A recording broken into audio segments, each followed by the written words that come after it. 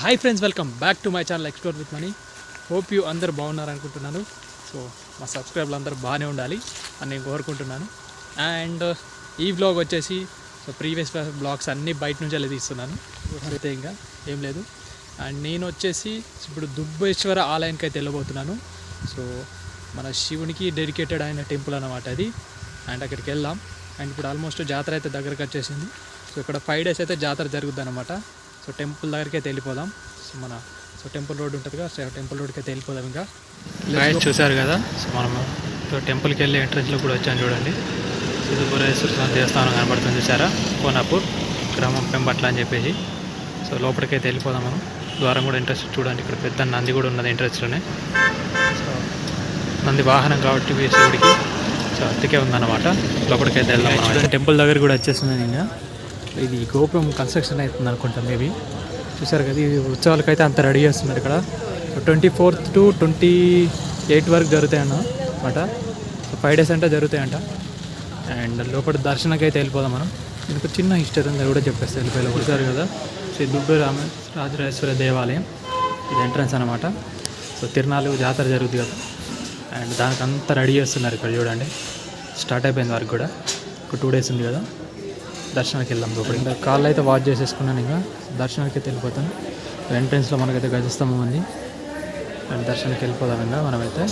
And ఇక్కడ చుట్టూ same మన ప్రీవియస్ వీడియోలో చూడండి, శ్రీ రాజరాజేశ్వర దేవస్థానం వెమలవాడ ఉంటుంది కదా, సేమ్ అక్కడ ఇక్కడ కోడల్ని అయితే మొక్క కట్టి తిప్పుతున్నారనమాట. సో ఒక 1 round అయితే తిప్పేసి ఇక్కడ కట్టేస్తారనమాట. అండ్ ఇక్కడ చూడండి, ఇక్కడ లోపల శ్రీరామ పద్మనాభ దేవి వారు అందరూ ఒక 4-5 దేవుళ్ళు అయితే ఉన్నాయన్నమాట. గుళ్ళని చూడండి, గుళ్ళు అయితే అంతే. తిరునాళ్ళకైతే అంతా రెడీ అయిపోతుంది. ఇక ఒక 4-5 days అయిపోతే మనకి ఇంకా కనిపించేదేమో. ఫుల్ క్రౌడ్ ఉంటుంది ఇక. దర్శనానికి కూడా అంత టైం పడుతుంది. ఇక్కడ గజస్తంభం కొంచెం డిఫరెంట్గా ఉంది చూడండి, నేనైతే ఎక్కడ చూడలేదు ఇట్లా. బాగుంది. సో టెంపుల్ అవుట్లో అయితే చూపించేస్తాను మీకు.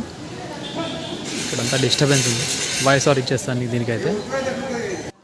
స్థల పురాణంలోకి వెళ్ళినట్టయితే 200 ఏళ్ల క్రితం పెంబట్ల సమీపంలో అడవిలో ఉన్న ఒక దుబ్బ ప్రాంతానికి వైశ్యుడు ఒక పద్మశాలి కట్టెల కోసం వెళ్ళగా అక్కడి వారికి రాజరాజేశ్వర స్వామి దర్శనమిచ్చాడు. ఈ విషయాన్ని తుమ్మల వంశీయుడు సాంబయ్యకు తెలపగా ఆయన నిత్య దీపధూప నైవేద్యాలు నిర్వహిస్తూ స్వామివారికి పెంకుటింట్లో ఆలయాన్ని కట్టించాడు.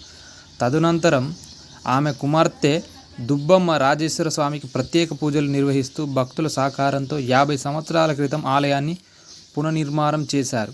1982 ఫిబ్రవరి 12న దేవాదాయ ధర్మదాయ శాఖ ఈ ఆలయాన్ని తన పరిధిలోకి తీసుకొని ఆలయాన్ని అభివృద్ధి చేసింది. ఈ ఆలయ ప్రాంగణంలో రామాలయం, వెంకటేశ్వర ఆలయం, ఆంజనేయ స్వామి ఆలయం, నవగ్రహాల మండపము, గండదీపం, వడ్లబండ వంటి నిర్మాణాలు జరిగాయి. అది గైస్ ఓవరాల్గా చూశారు కదా, ఇలా హిస్టరీ అవుతుందన్నమాట దీనికి.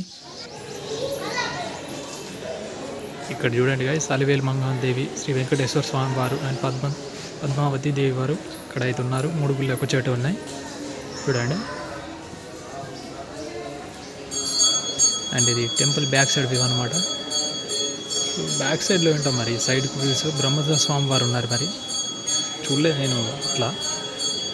అండ్ ఇప్పుడు దర్శనానికి వస్తే ఫుల్ క్రౌడ్ ఉంటుంది కాబట్టి ఇక్కడ ఫ్యాన్స్ అయితే అరేంజ్ చేశారు. ఇక ఇప్పుడు 4 daysలో తిరునాళ్ళు జరుగుతాయి కదా, అలాగన్నమాట. గైస్ ఈ వీడియో అయితే ఇక్కడితో ఎండ్ చేస్తున్నాను. మనం నెక్స్ట్ వ్లాగ్లో మళ్ళీ కలుసుకుందాం. See you so